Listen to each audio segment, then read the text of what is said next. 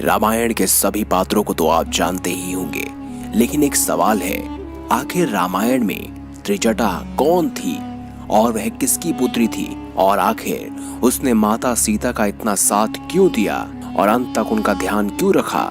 क्या थी इसकी वजह? चलिए आज के इस खास वीडियो में यही जानते हैं। आप देख रहे हैं दा भक्ति।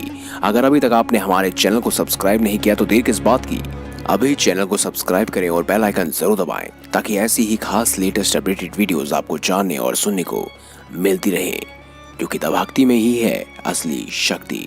दोस्तों, आखिर कौन थी त्रिजटा जिसने माता सीता का इतना साथ दिया? ये सब आज जो रहस्य हम आपको बताएंगे, इसके बारे में सुनकर आप भी हैरान रह जाएंगे। त्रिजटा रावण की नगरी में से एक राक्षसी थी जिसका जन्म तो राक्षस कुल में हुआ था, लेकिन उसका हृदय देवियों के समान पवित्र था। वे रावण को दुष्ट और पापी समझती थी और भगवान विष्णु में विश्वास रखती थी। रावण के द्वारा माता सीता का अपहरण किए जाने के पश्चात उसे अशोक वाटिका में रखा गया, जहां माता त्रिजटा को ही उनकी सुरक्षा का उत्तरदायित्व सौंपा गया। दोस्तों, उस समय उसने अपनी बुद्धिमता के साथ माता सीता को संभाला था। इसीलिए दोस्तों आज हम त्रिजटा के बारे में बताएंगे कि वो कौन थी, किसकी बेटी थी।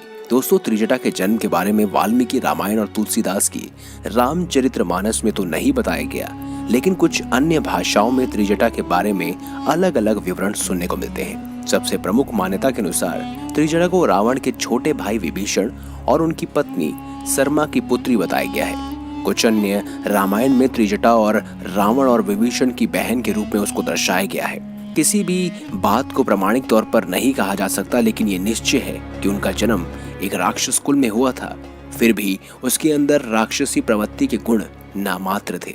वे हमेशा माता सीता की सच्ची मित्र के रूप में याद की जाती हैं। जब रावण छल के द्वारा माता सीता को पंचवटी से अपने पुष्पक विमान में बिठाकर ले आया तो उसने माता सीता को अशोक वाटिका में रखा। रावण के द्वारा माता त्रिजटा को ही सीता की सुरक्षा सौंपी गई।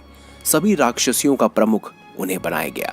रामायण में त्रिजटा की भूमिका भी यही से शुरू हुई थी, जिसमें उन्होंने स्वयं के चरित्र को ऐसा दिखाया जिससे वह आम जनों के दिल में हमेशा के लिए बस गई थी। दोस्तों, कहते हैं जब माता सीता रावण के द्वारा अपहरण कर लंका में लाई गई तब वह अत्यंत विलाप कर रही थी। साथ ही अशोक वाटिका में अन्य राक्षसियां उन्हें तंग कर रही थी। ये देखकर त्रिजटा ने अपनी बुद्धिमता से बाकी राक्षसियों को चुप करा दिया और माता सीता को दुखी नहीं रहने दिया। त्रिजटा के कारण ही माता सीता को उस राक्षस नगरी में रहने की शक्ति मिली और उनका विलाप भी कम हुआ। दोस्तों, वैसे तो माता त्रिजटा रावण की सेविका थी, लेकिन वह भगवान श्री राम की विजय में विश्वास रखती थी। उसने अपने और माता सीता के बीच के संबंधों को जग जाहिर नहीं होने दिया, लेकिन हर पल वह माता सीता को हर महत्वपूर्ण जानकारी देती, जैसे कि लंका दहन होना, समुद्र पर सेतु बनना, राम लक्ष्मण का सुरक्षित होना इत्यादि। आप एक तरह से देखा जाए तो त्रिजटा उस समय माता सीता की गुप्तचर ही थी। दोस्तों, अंत में भगवान श्री राम और दशानंद रावण के बीच जब भयंकर युद्ध हुआ तो उसमें रावण मारा गया। इसके पश्चात विभीषण को लंका का अधिपति बनाया गया। उन्होंने तुरंत माता सीता को मुक्त करने का आदेश जारी किया। त्रिजटा माता सीता के जाने से तो दुखी थी, लेकिन प्रसन्न भी थी और अब सब विपत्ति टल गई थी। दोस्तों, इसीलिए त्रिजटा को हमेशा याद रखा जाता है, क्योंकि त्रिजटा कोई और नहीं बल्कि माता सीता की एक अच्छी सहेली भी थी और उनका ध्यान रखने वाली भी थी।